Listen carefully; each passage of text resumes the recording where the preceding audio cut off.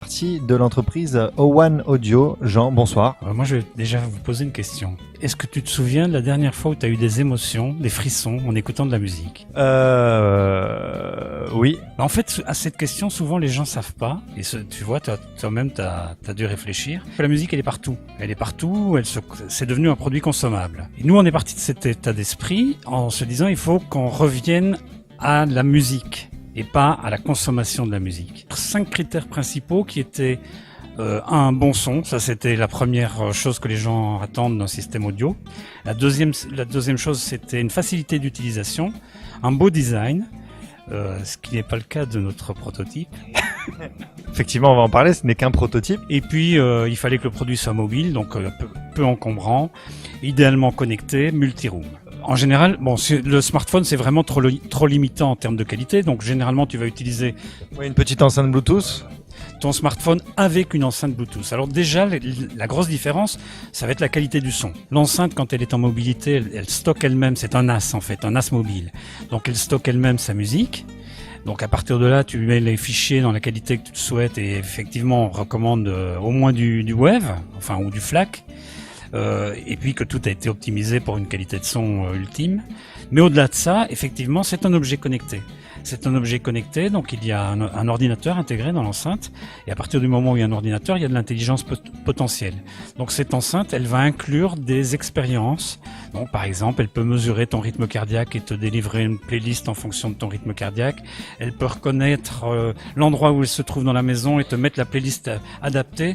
Alors en fait, la French Tech, c'est une véritable opportunité. C'est une opportunité parce que d'une part, c'est un drapeau, un signe clair de la France vis-à-vis du monde extérieur pour montrer le dynamisme français en termes de création d'objets connectés en particulier sur Las Vegas. Donc ça, c'est le premier point.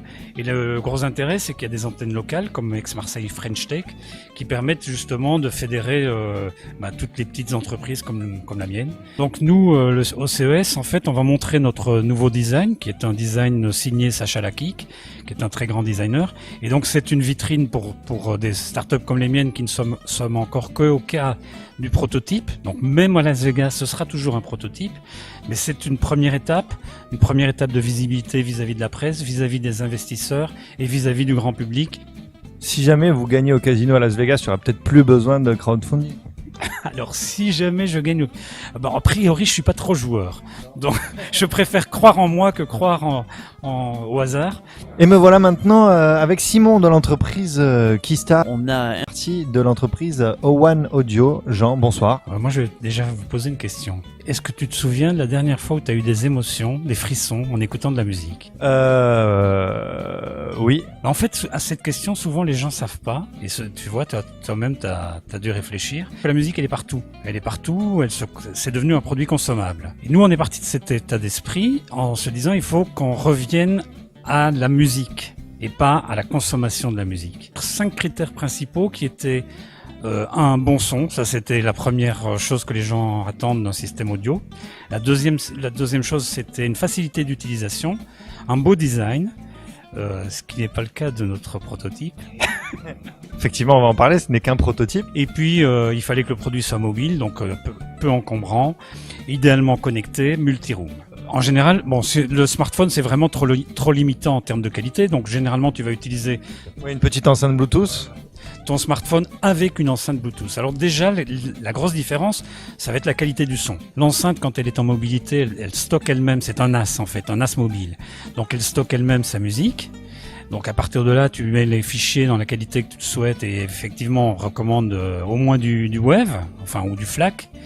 Et puis que tout a été optimisé pour une qualité de son ultime. Mais au-delà de ça, effectivement, c'est un objet connecté.